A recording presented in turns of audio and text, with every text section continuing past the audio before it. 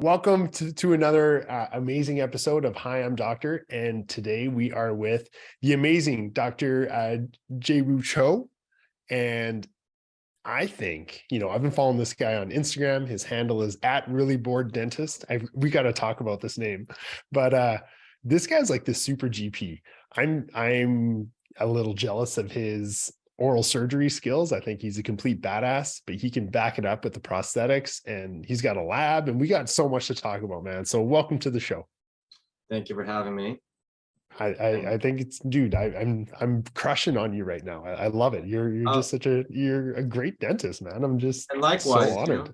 Likewise, I've been following you, and I've been a big fan for a while. And this is really awkward, like, because I'm talking to you like this, and immediately to the left of you, I have a kill right here. Yeah, you're just sitting there listening. Like, all right, you guys be. I'll let you guys have your minute. Man, I'm having my minute, man. Yeah, I love this guy. I'm not a starter. I'm a finisher. So I'll come in when it gets good. Okay. So tell me, I want you to tell all of us, tell us about your journey. Where'd you go to school? Where do you practice? Tell us all, man.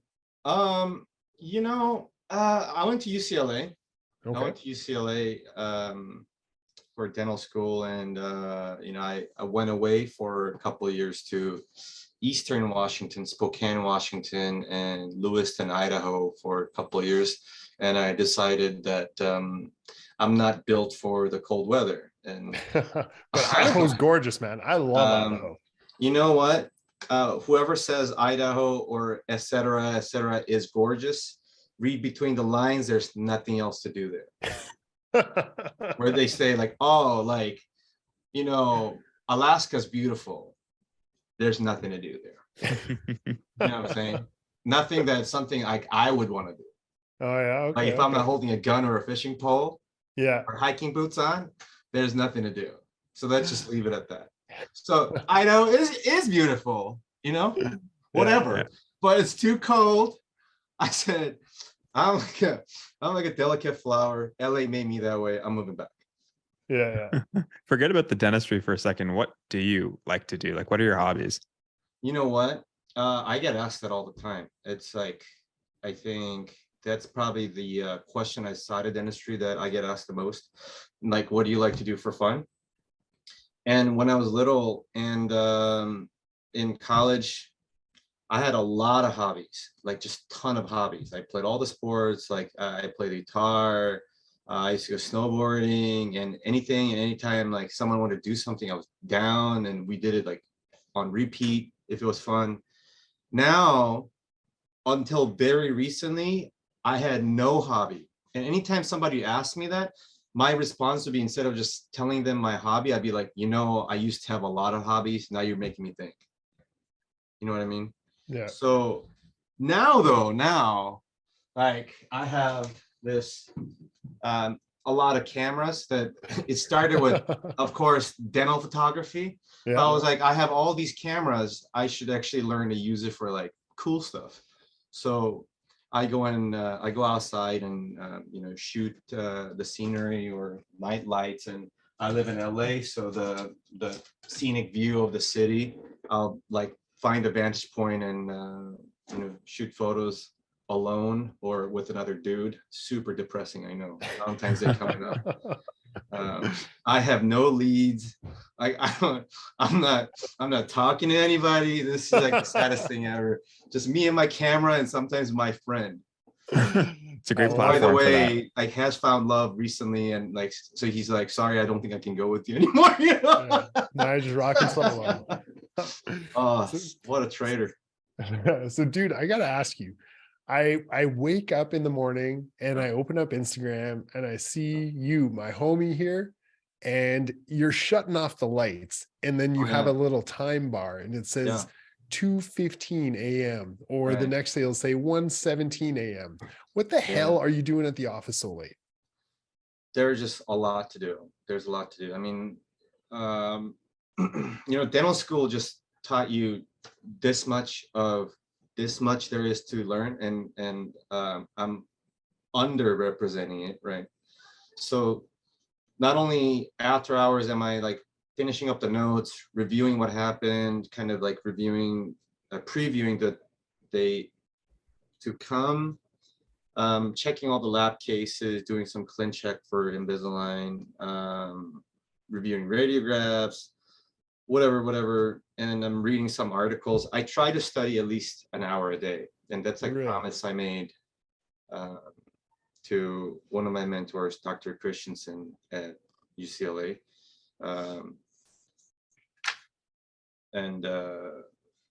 Anyway, I'll go back to that. You can hold me accountable. I'll go back to that because I think that's something worth talking about. So after I'm done studying, reading articles or whatever, I'll work on some, if there's any presentation material, because I do give a lot of talks, right? Yeah. And afterwards, I work on maybe patient communication emails or whatever there is to do for business wise, because I went a really roundabout way to say, like, I don't know what I'm doing. Okay. No one taught us, at least they taught us this much of dentistry. Yeah. No one taught us how to run a freaking business. And let's face it, this is a business, and a business needs to do well so we can do what we love to do. Yeah. And support the people that we love to have, that makes what we love to do happen. But if I'm bad at business, I can't do that. So what I'm often consumed doing is, and maybe you understand because maybe Toronto's the same way, LA is super saturated. And last thing probably LA needs another dentist. You know what I mean? Some people argue like LA could use another sports team or whatever. What last thing LA needs is another dentist.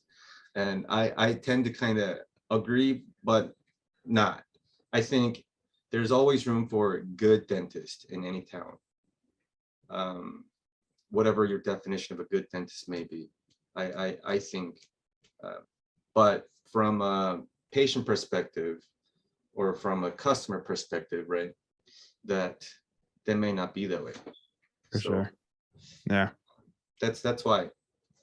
Jaewoo, like, I want to just, rewind for just 2 seconds, because you touched on that business piece, and that's something I'm very passionate about. Getting dentists trained in fundamental business knowledge.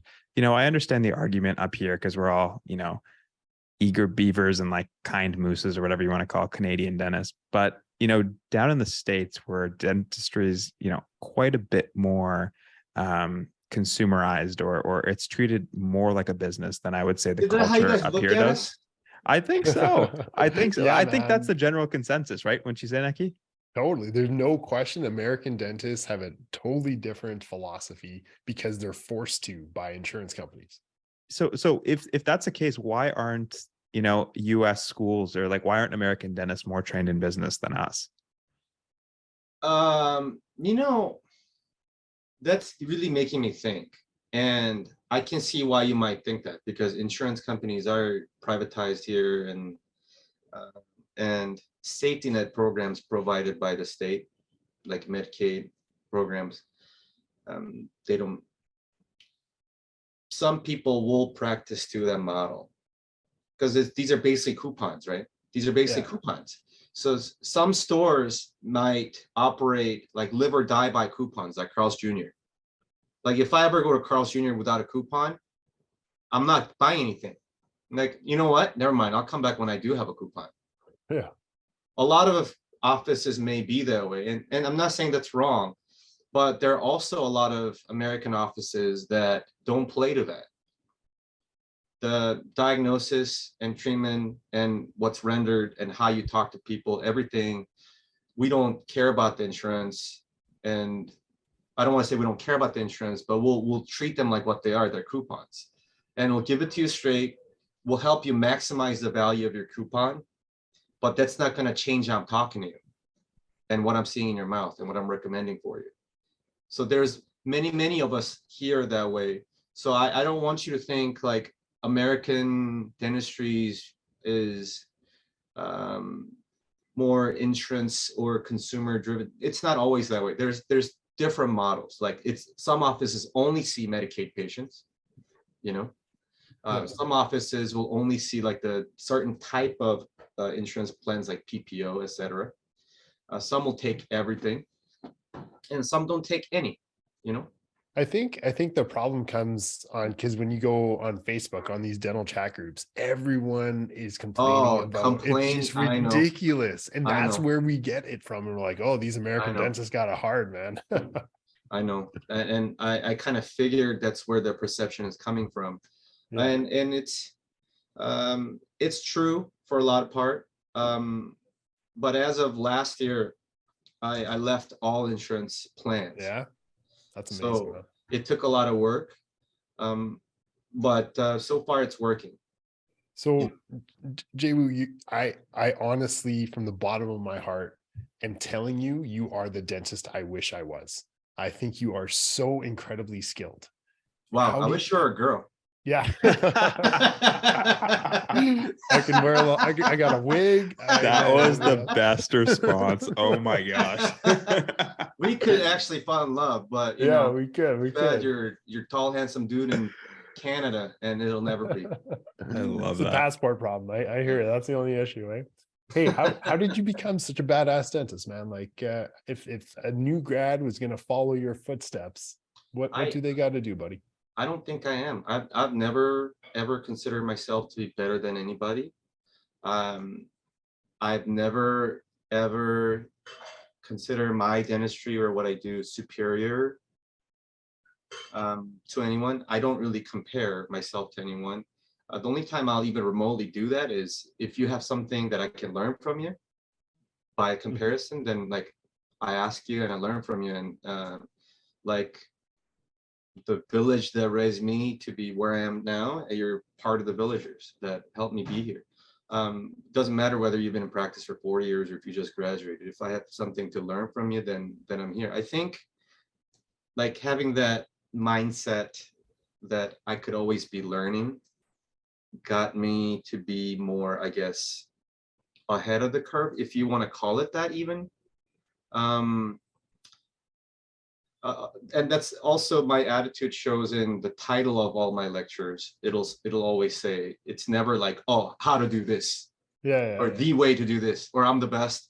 It'll always say like whatever for newbie dentists, or whatever for beginners, whatever or how I do it. And that's always saying like, hey, this is just what I've done, what works for me, and you don't have to be wrong for me to be right. And I'm not an expert in any field. I'm not an innovator. I'm not a great mind like Coy Spear, Dawson Pankey, whatever. I'm just an expert regurgitator that learned from all of them, that I learned from Nicky, and I stole this technique from him. It's worked for me. I'm the Spark Notes, the cheap version. Come listen. You know what I mean? If you want to. I love it.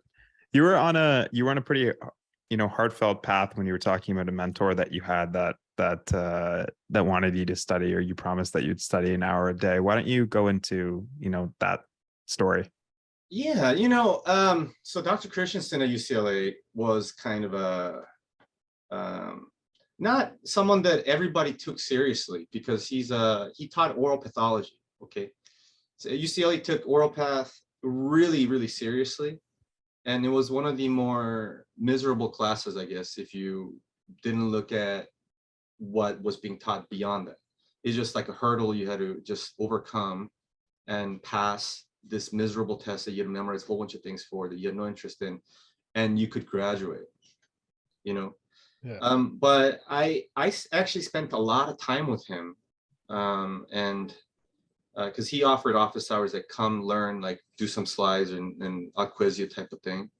And I don't know, maybe I did that because I didn't have any friends to hang out with. I hung out with professors. But one night he was just lamenting that UCLA takes cream of the crop students all across the nation. You guys all come here, you guys are incredibly smart, you learn all these, and the moment you graduate, you don't study ever again. A lot of you. And I was like, I'm not gonna do that. And my uncle is a prosthodontist, and in Korea, Latin America, I wish. And he kind of let me know early on, hey, what you learn in dental school is just basically you just learn the alphabet. What you read after is gonna make you know what you know. Ooh, I You know what like I mean? that, man. That is So that's a great quote. I promised him, like, hey, I'm gonna study hour a day every day for as long as I can. So, and I really try to. I don't always do it, and I feel guilty when I don't. But I mean, you do you know about the 1% rule? Tell us. No, what is it? You know, so maybe you can't go from here to here overnight. You know, maybe you wake up early, like you want to wake up early at 5 a.m. and start doing stuff. And if you wake up at every day at 8 o'clock, maybe you can't do that. But if you wake up a minute earlier every day, then you kind of build up to that. It's made a big difference. That's 3 hour difference in what time you wake up, if you want to even do that. When athletes work on their time, they don't go from here to here just all of a sudden. But if they work on just 1% at a time, maybe one day you do get there, if you don't get too old.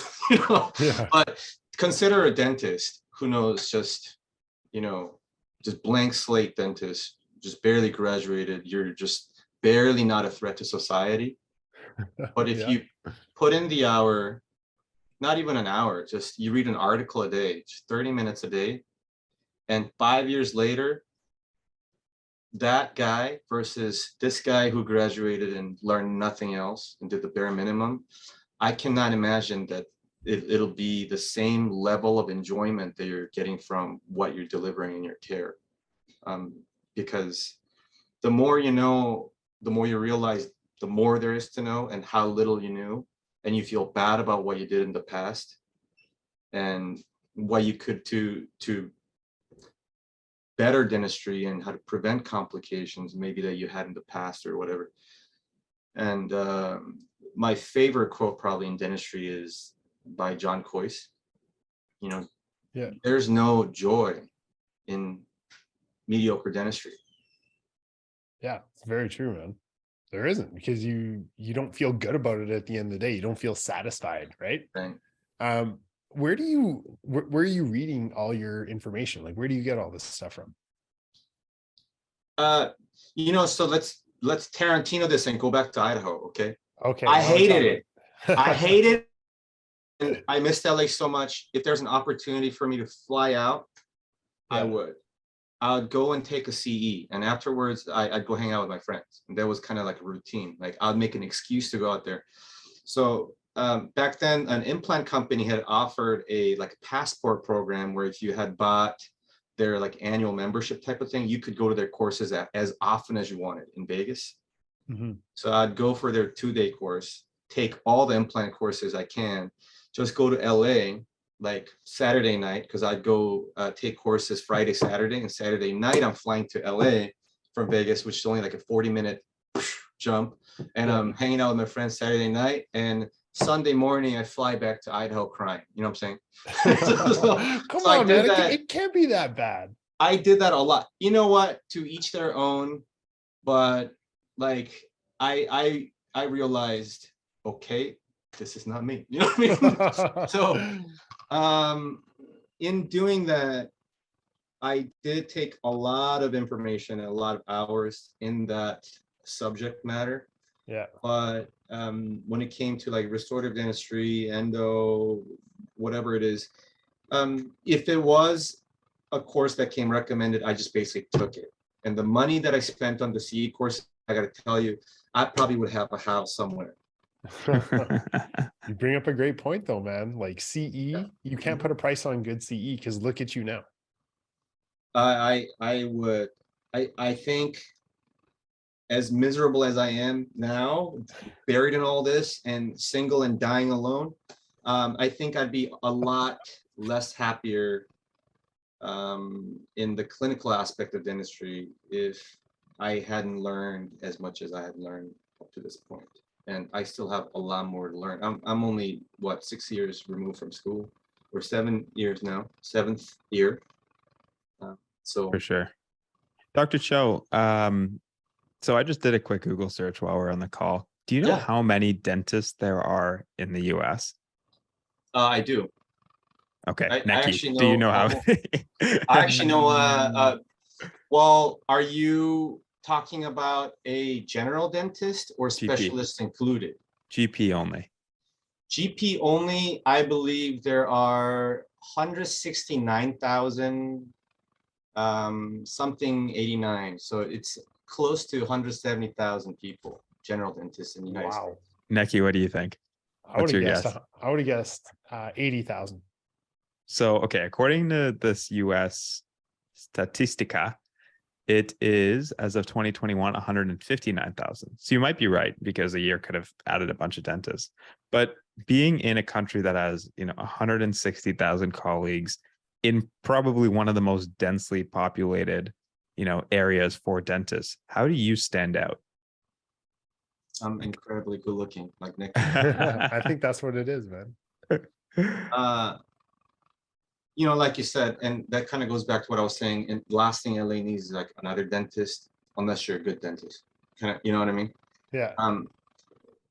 How I stand out, everybody's gonna say like, "Oh, I'm the best," or I'm the most caring.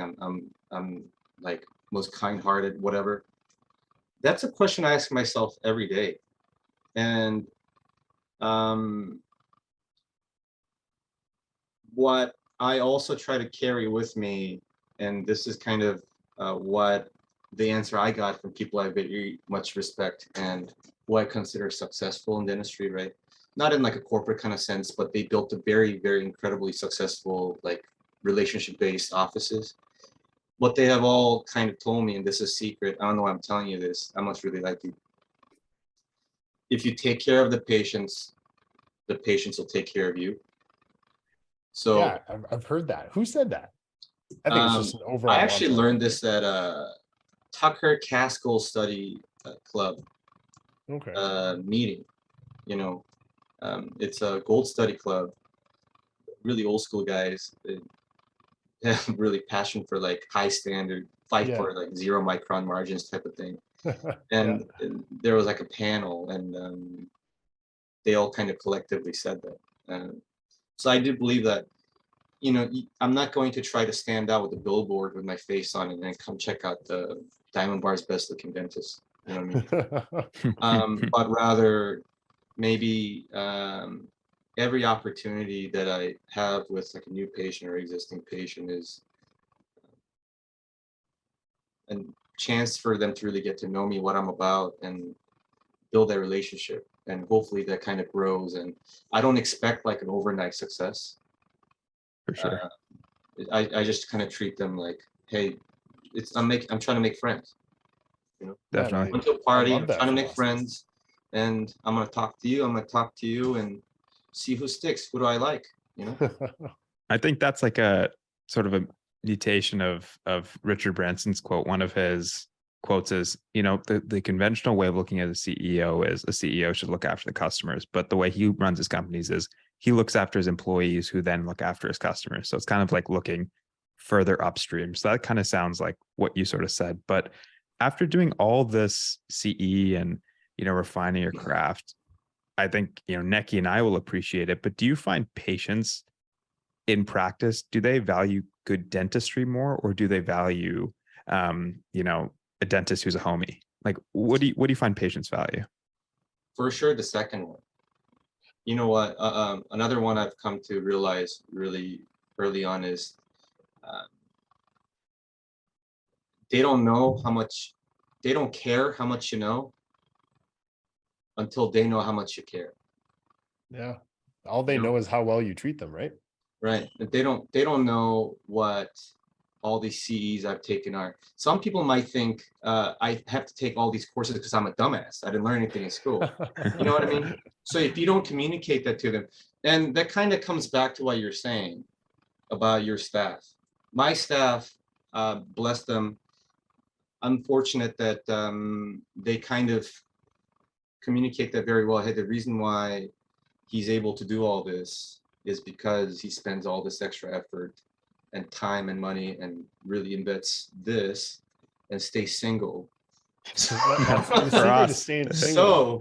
So he can do this for you. You know what I love mean? it. It's because he cares a lot. So my staff kind of are my spokespeople, and all I have to do is walk in and go, they're right. They already tell you about me? Absolutely. You know? That's the secret. I got to pay my staff better. Okay, now we're talking. Yeah, I don't think it hurts to. Hey, I got a It's in your question for wallet. you. Man, you teach, you do hands-on courses in Mexico. You're teaching, you're teaching about prosthodontics, you're teaching about wisdom teeth, which I'm coming to your wisdom tooth extraction course. You better I'm save a coming to spot yours. for me. No way, man. I got to learn from you. How did you set up this clinic in Mexico to like how often are you going down there? You know, I'm going, this year I have 5 schedules, 5 trips. That's And amazing, man. last year was the first time I'd gone with like my banners or whatever, and it was incredibly scary Yeah. because every time, Nikki, the reason why I don't do a wisdom tooth course, I don't really teach wisdom tooth course. I really enjoy sharing what I know about cracked teeth and the articles I've read and kind of my own formulation of Spark Notes versions of he said, she said type of thing. And this is what's out there in consensus in like North America. And this is what data says. And so that's why I practice what I do, blah, blah, blah. That I really, really enjoy it because I'm sharing just that knowledge. But when I'm doing a wisdom tooth course, it's never lost on me that you could have an accident on your hands. And that blood will be on my hands. Yeah. Because I told you you could do that when you weren't prepared and whatever. So I'm really, really safety heavy in the lectures, and 100% I tell you what not to do. And I talk about case selections and building a good relationship with your referring specialists and like who can bail you out maybe and protect you and all that stuff. I teach how to pump the brakes before I teach how to drive. Yeah. You know what I mean? So knowing that, and that's kind of how my mindset is, especially as a dentist in Los Angeles, where there's all these specialists and like, I don't need to be doing any of these, Yeah. When I decided to take these doctors over to Mexico to do this course, like one, their safety and the patient's safety and what I'm telling them and what they're learning from it, and like it was extremely scary. So I kept repeating like every hour, like, hey, this might be my last course, this is my last course, I'm gonna do it again. But the first time that had happened, a lot of people said this was amazing, they had a really good time and they actually used what they had learned. So we did it again and we did it again. And how I got started was I had an opportunity by having followed other people to their courses, kind of saw how that was ran, and an implant company had been asking me to partner with them and do that, and I've been saying no. I've been saying no. I'm too early in my career to be doing this. I need to have some kind of follow up of my own. I need to know what I know works before I tell people that this works. I want to have that confidence. And that's also why I have a partner in Eric, Dr. Shin, who's been out for a lot longer than me. And he does like more, he does less like teaching or talking at those courses, but he's kind of like, my partner in that, like, hey, what we're doing works. Yeah. You know what I mean? So it's never lost on me that what I'm telling you, you might go do, and it has to work. It has to. Or that complication or failure, whatever is, that blood is on my hands. Yeah. 100%. Man, I want to get your opinion on something because I think a lot of grads from Canada, especially because it's so damn cold here. Like I think this weekend it's going to be like minus 28. And Neki, for you, you're like, oh, that's like a summer morning. Yeah, man, So shorts and tees, man. but like the life in LA, I think everyone that I ask, if they're not going to stay in Toronto, they're like, I want to move to LA or, you know, somewhere close by. What is the life of, you know, a dentist making a good dentist salary like in LA? I don't know. You should be asking somebody who's enjoying life making good dentist salary in LA. Because Neki knows, like, I come to my office and leave here at 2 a.m. Like, I don't even know what the weather's like outside. You know, I just know that it was a little bit colder in the morning, and there was sunlight through the window somehow. And if I go out to lunch, like, weather was kind of warm, it was nice. And it's kind of cold again when I go home. You know? Your peers that have work-life balance, what is their life like? Yeah, I don't know work-life balance. I don't know what that's like. I have been that way since I opened my practice here in January 2019, and it's just how it's been. And people always ask me, like, oh, how can you do that? And like, how is it sustainable? It's not. I realize it's not sustainable. I'm not going to keep doing this. And to me, family is very important.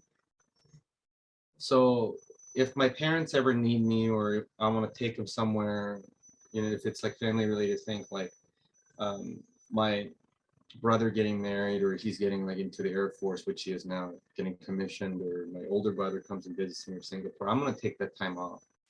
So in the same fashion, I don't care what I got going on.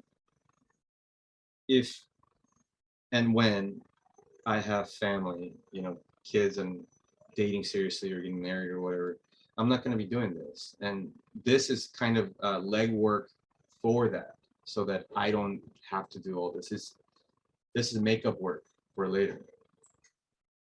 Man, I just love your spirit and your mentality, man. Like you definitely have that grind, but you see what's important at the end of the day. You have a sister, Neki? Damn. No, right? Here we go. For a guy who's not interested, you're awfully interested. Yeah, why we gotta be like this? She's 6'5" with facial hair, man. You don't need her. Wow. Don't tell me what I like. Man, Dr. Cho, it was an honor to have you on the pod, and I wish you all the best. But I'm dead serious, man. I'm coming to one of your courses, and I hope you'll have me there. And I'm excited to hang out with you in person. I would be honored to have you, and even if you came just to hang out, that'd be awesome. We'll grab a beer and just talk life, you know. Man, dream come true. Akil, I'm going to LA, buddy. Yeah, take long walks on the beach, and how it's just a shame that you're not a girl. I would offer to join, but I don't think I want to come on this one. I'll sit this one out. I'll set this one out. I'm in a happy relationship, so you're always welcome. Okay, perfect. All right, we'll see you later, Dr. Cho. Thank you very much. Thank you for having me. You guys have a good one.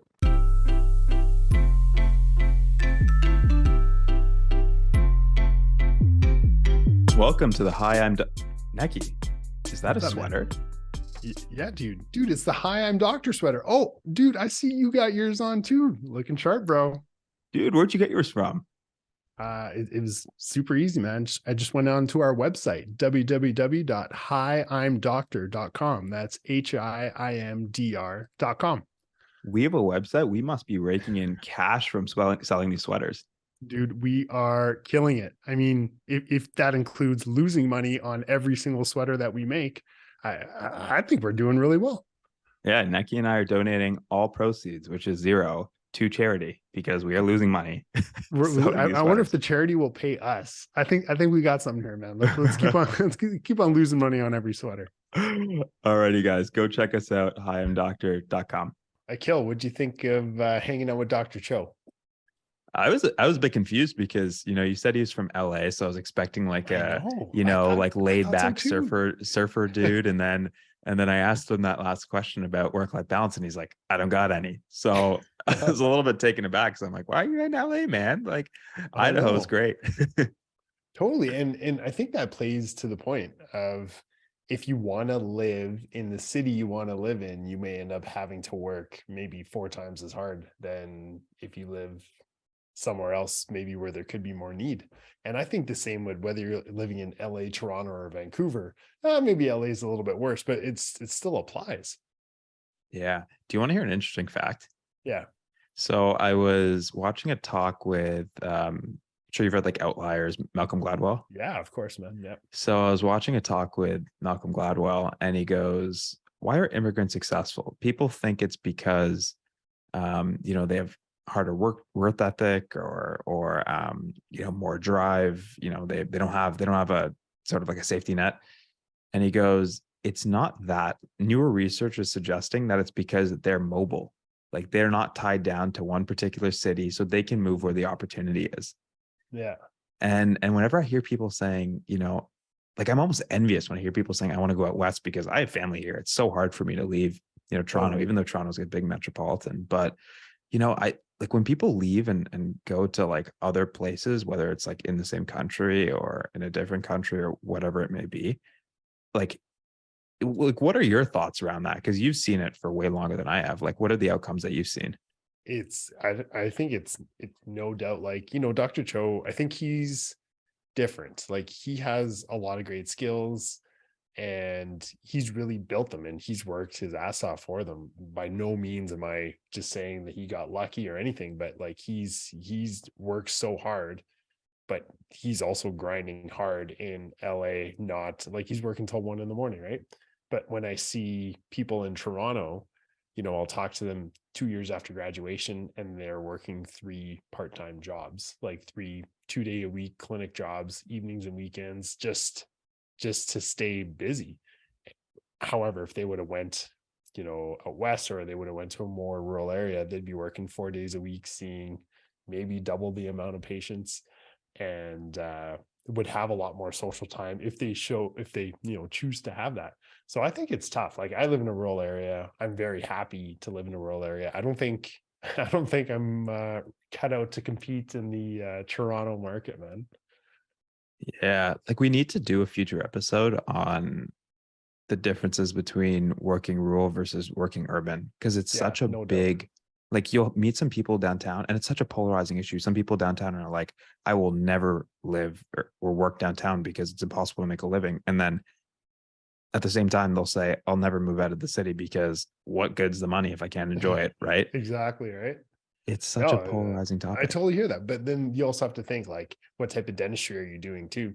If you're working and you have 6 specialists in the same building you're working in, like, what kind of dentistry are you able to do as well, right? Like, it kind of handcuffs your skills, and you just end up referring every patient you see out. Whereas if you go rural, these patients don't want to drive 3 hours to the closest specialist, where they're waiting 3 months to get in, just for, if they're in pain, right? So I don't know. I think rural dentistry definitely has its advantages, but you can't discount that lifestyle. Unfortunately for Dr. Cho, he still doesn't have a lifestyle. He's working too hard, like he said. But I can't disagree with the fact that you're going to go out to a way cooler restaurant than I'm going to go out to on Friday night, right? But won't be able to afford it. I won't be able to afford it, I'll have to man. dine and dash. But what are your thoughts on, because like a lot of people I know are thinking, like a lot of the listeners of the pod are obviously young, new Yeah. dentists, dental students. What do you think about going north, like Oh middle of man, nowhere for like a couple years and then coming back? that's really tough. I considered it, um, but at the end of the day, like, you're working 8 hours a day. What are you gonna do for the other, you know, what is that, 16? Yeah, 16 hours a day. Like, I still have a life here. Like, I have so many friends here. Um, I volunteer in the community. It's nice to have, like, this is home for me. When you're going up north, like, I don't think that'll ever feel like home, because that will never be home. Like, you are literally flying in somewhere, or you're driving 8 hours north to do a job. And you may live in some sort of like housing area, where they put you up, but, like, to do government work like that, I just don't find, personally, I just wouldn't find that fulfilling. You aren't able to create those relationships over years that I've come to grow and love in my own community. So I don't know. I don't think North's for me, but you could get a lot of practice if that's what you're looking for. But really, I don't know. Would you ever consider going up north? I see both sides of it. Like Yeah. on one hand, it's sort of a residency that you get paid for and paid really well for because you get to do so much more work and see so many more cases. But Yeah. at the same time, I think it's almost a little short-sighted because what you lose in money or finances working in the city, you gain a network. And I'm like such a big believer of two things. Yeah, Like that's you're very a true. product of your environment and you're a product of your network. And Yeah. if you're not in, like, listen, I went to school in London, Ontario, which is 2 hours away from Toronto, for Yeah. those that don't know.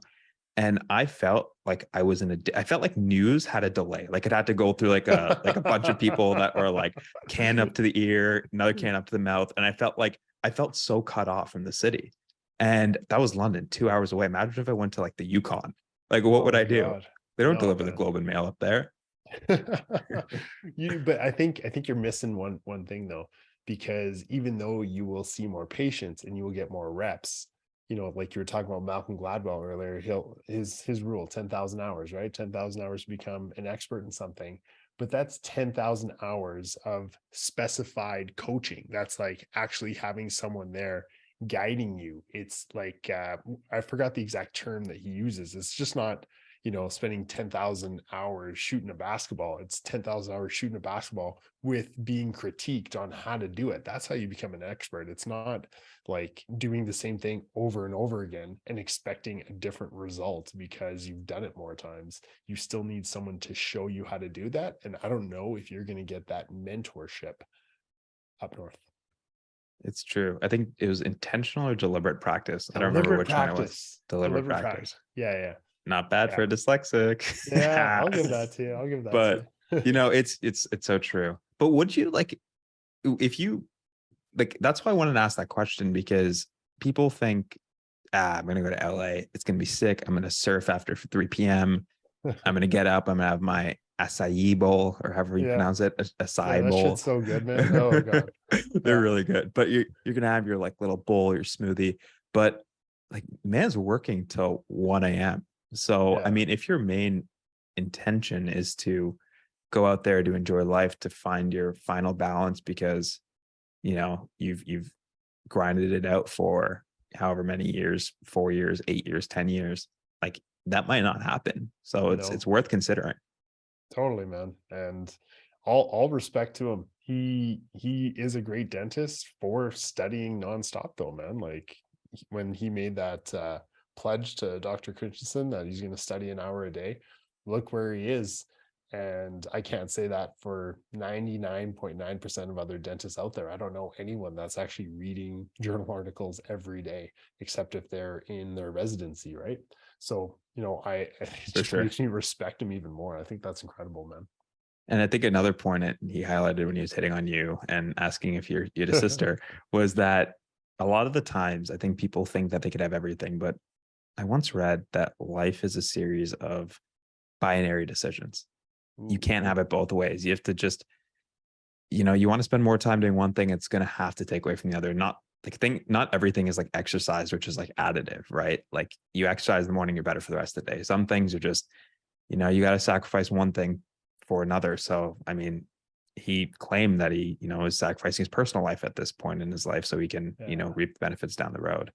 It's another thing to consider too. Yeah, and that's a really good point, man. I actually like that. Life is a series of binary decisions.